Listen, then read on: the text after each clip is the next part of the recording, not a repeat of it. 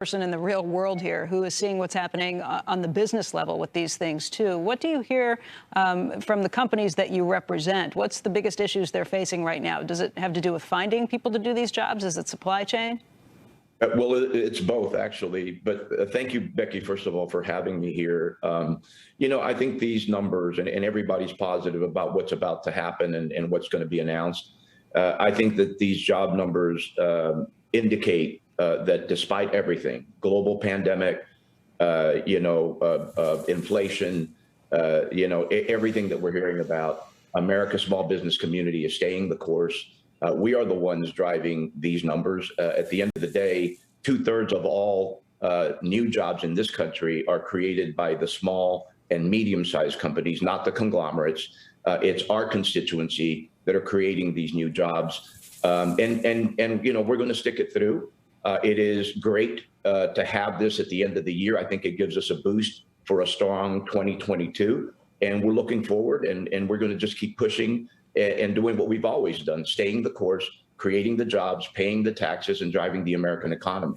Karen, as LinkedIn's chief economist, you look pretty closely at the workers' perspective on all of these things. Do these numbers make sense with what you're hearing from your constituents, too? Not at all. Not at all. This is the strongest single month we've had in the recovery to date, literally. And we're seeing hiring on our platform almost 6% above where it was pre-COVID. So I'm in the camp of I think these are going to get revised. I also don't think that the Fed knew what the number was, but I think they were very much hoping it was strong. And this is going to be a little bit more of a headwind for them to try to figure out how to navigate forward. Because I think they do want to be responsive to inflation, but the jobs number is not helping. Austin, should I put you in that camp with Steve and Karen as well? Just the ones who don't necessarily believe the headline number? Or what do you think? Well, I would say I have a theory, which is if you start your own company, you show up in the household survey as employed, but you do not show up in the establishment survey because you don't have any track record. You're not in the tax records. So as you come out of recessions, a lot of times, if you got a lot of new business formation, you'll see big revisions and you'll see a divergence in the jobs being created, they say in the household survey, above what's in establishment. This great resignation, I think, is in large measure the great, I'm not working for somebody else anymore, I'm starting my own thing. You've seen record levels of business formation, and I think that's why these two surveys are splitting. So what is the Fed going to do with this mixed set of data? I think the Fed should be paying attention to what's real. And so if in the household survey that's what's real, that's what they should be paying attention to, the unemployment rate and the jobs there. But it just raises the degree of difficulty for the Fed to explain what it's doing. If people say, wait a minute, we're getting misses on the jobs numbers, why are you acting the way you are? Hey, Kyle, let's take a shot of everybody in the wall right now, because I can see Rick shaking his head a little bit. I saw you shaking your head with this. And Rick, I'm curious what you're thinking. Go ahead, tell us. I definitely think picking and choosing reports at this time, to me, sounds a little bit crazy, to be honest with you. Yes, we've had the household survey. We've had this survey. We all know that there's seasonal adjustment issues. But if you look at the 2-month revision in our rearview mirror, it was only 82,000 for the 2 months. And I understand, Steve, we always get the big February revision. Yeah. And I understand Austin. It's called the birth-death model, whether it's going into recession, going out of recession. But to take it all on the surface, I just think we've trained people not to work more than we have in the past. And I agree. A lot of people stood home and did different things, trying to sell things on eBay, whatever it is. But that's going to run its course. And that's what we're seeing right now. That isn't the new way. That is the old way that worked for a while, just like the stay-at-home trade. And all of that isn't changed. That's why these numbers are light. Well, just to add to that, look, you have a lot of women who were staying home to take care of kids who weren't out there, too. Once you change things like that, it's kind of hard to go back. If you've been thinking for a long time about potentially doing that, getting squeezed too tight on things, I would think that's part of it, too. Karen?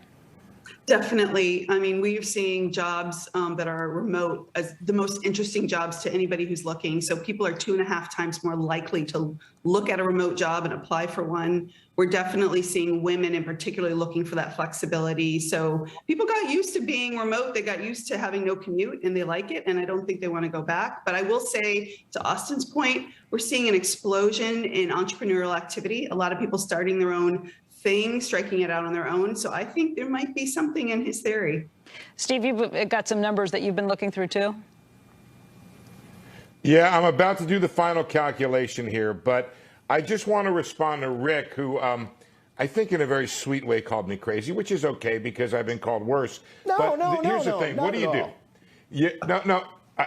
You have overwhelming evidence from a whole bunch of series. You have the ADP number. We have the high frequency data I've been following. You have jobless claims coming down. I think that 199 was overstated by seasonals, but you're back in a sort of normal jobless claims number. You have a whole bunch of, you have all of these employers saying they can't get workers, huge amounts of job openings. And then on top of that, you have a series that has been revised repeatedly over time. And you say, well, what do you side with? I just think it's logical to say, you know what? Let's give it some time here to come back. And I'm just now calculating, Becky, the average revision, and it's been, 112, 148, 250, 185. Those are some of the upward revisions in thousands that you've had to this number over time. I don't know exactly what's happening. I think Austin's got a piece of it there, but I think the problem is inside the payroll report. I'm just saying the idea that you had some 500,000 or 600,000, 594,000 people coming back to the workforce. That's a big part of this story. It gives the Fed some leeway. I think it's still on track to hike next year, but I think it's an idea that you have people coming back, and you also had the lengthening work week, which I think is important too. Netta, you said that the participation rate, that people coming back into the workforce, was going to be really important. What do you take from these numbers? So I expected a decline in the labor force participation rate because we've been seeing high quit rates in August and September. But this is encouraging. I think the fact that people are coming back into the labor force is an encouraging sign. And I think that speaks to the strength of the labor market. I think one of the issues has always been, how do we get people back into the labor market? The longer they're out of the labor market, the harder it is for them to come back in. So I think it is. I think it's a good sign that we're seeing more people coming back into the labor force. We still have a ways to go. And I do worry that we might end up with a permanently lower labor force, given the kind of the trends with older workers leaving the labor force at higher numbers. So we'll see kind of how it develops. But at this point, it looks good. Like Jay Powell, you're concerned about inflation at this point. You say those inflation expectations, once they start to get baked in, are hard to shut down. What do you think happens next? Yeah, so exactly. So I think we have to take this seriously, that we're seeing that small businesses are reporting that they expect to raise prices in the next 3 months.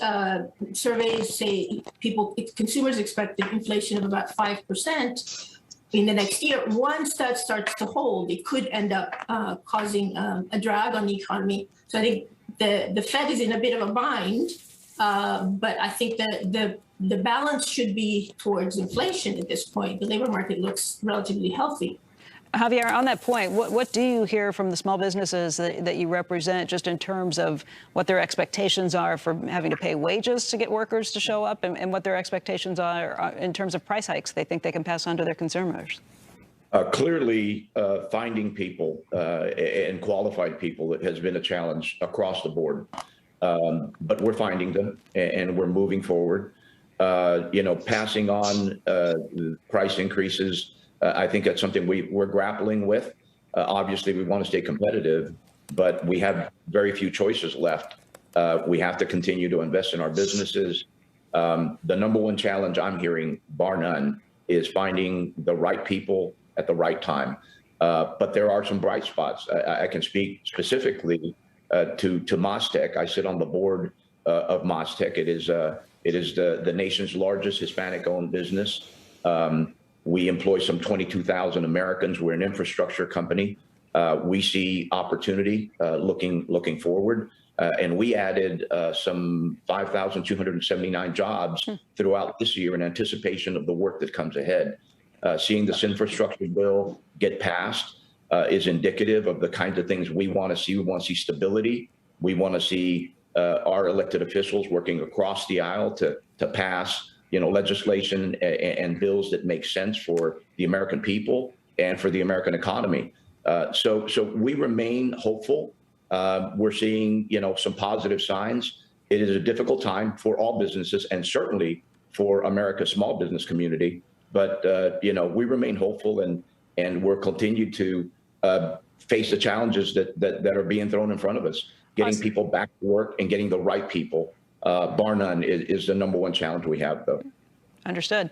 Austin, just in terms of those inflation expectations, what it means for potential for higher wages. I know the average hourly earnings came in a little lower than had been anticipated, but that's something people are watching really closely because that is the key. Once it gets wrapped into that flywheel, how to unwind inflation. What happens? Yeah, Becky, look, I agree with you, but I want us to always keep adding, but what about productivity when we say that sentence? Because we've had obvious increases in productivity. GDP is back higher than it was before the pandemic. The labor force is not back, so the output per worker has to be up. And if you have productivity growth, you can get wage growth, even robust wage growth, without inflation. So everybody keep an eye on what's happening on productivity before they conclude we're in a wage price spiral. Hey, Rick, we watched the futures kind of pick up on all of this news and then come back to right where we were before we got any of this news. Maybe that goes back to the headline point that what really matters here is going to be what happens with the new coronavirus variant. I think that's right. Right now, if I gave you a quick assessment, the short-dated Treasury yields are pretty much in line. We're right around 62 basis points in a 2-year. We're about a basis point higher in 10s. 30s are about unchanged. So, yes, market's taking it in stride, and probably for exactly those reasons, is that the Omicron variant is the uncertainty here in the equation. And even though it's a horrible thing, all of this pandemic is a horrible thing, it really gave Jay Powell a free pass, so to speak, to be more aggressive on inflation and be more honest, I think, with the American public, because the American public knows. They know what's going on. How many times a week or a month do you fill your car up? How many times do you get the bill for your kids' school, whether it's private or college? These prices. I just had a furnace go out. I was shocked. I was shocked at how much some of this stuff has gone up in the last couple of years. So, yes, I think it's all about Omicron, and it's happening at a time where if it comes in as an easier to deal with variant, it's going to give a backwind to the economy that will help and kind of overshadow some of the issues that the Fed raised this week. Steve, I've seen you've got your hand up, too. Just real quick, I want people to understand the dynamic of what happened, at least on the household side of the survey. You had 594,000 people come back to the workforce. That's the largest we've had in quite a while. I could go back. But what's interesting here is that you had a decline of 540,000 in unemployed people. So a lot of people came back, and a lot of them went to work. You could have had, in this context, people come back into the workforce and not be put to work. So you could have had an increase in the unemployment rate, which actually would have been okay in that context. But what happened is people came back in and found jobs. I would just tell you this, whatever you want to take away from this, the dynamic told of the job market from the two different surveys could not be more different, where people came back into the workforce in the hundreds of thousands and found jobs in the hundreds of thousands. That's the household side.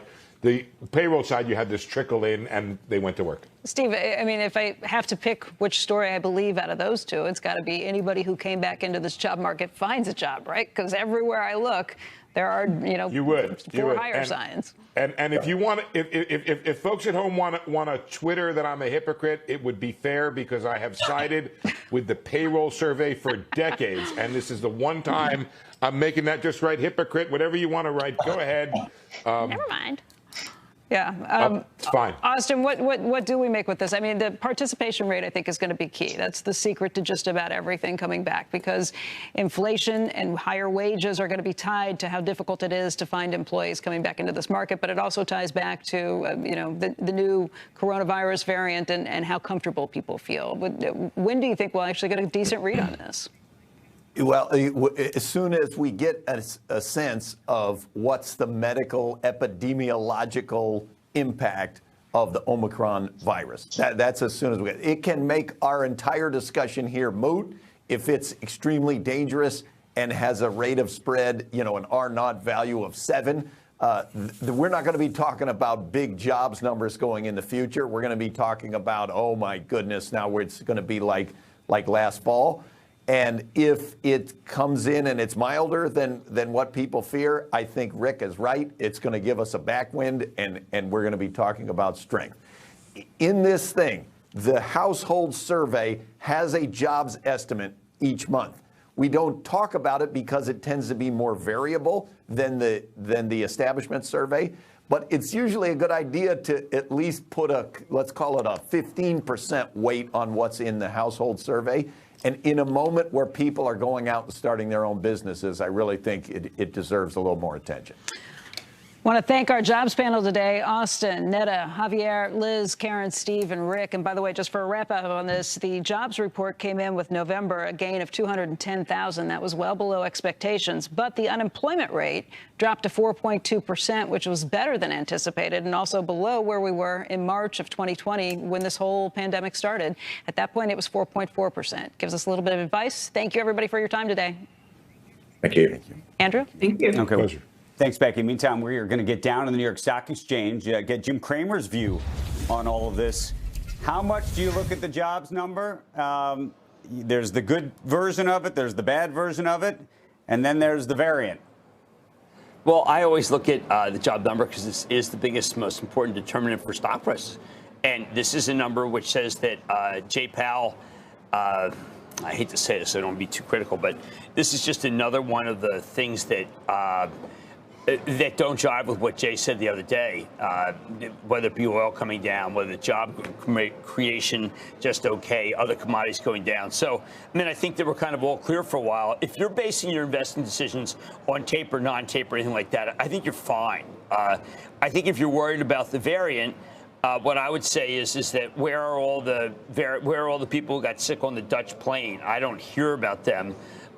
Where are all the people who have gotten sick in this country if they've been too vaccinated? I'm not hearing about them. So I've got to tell you, I'm more sanguine than others about this, Andrew, because I think there are a lot of people who are vaccinated. Well, then the question is, if you're sanguine about it, should the market be ripping in ways that it isn't? It ripped pretty hard yesterday. I thought that yesterday was a pretty good example of what could continue to happen.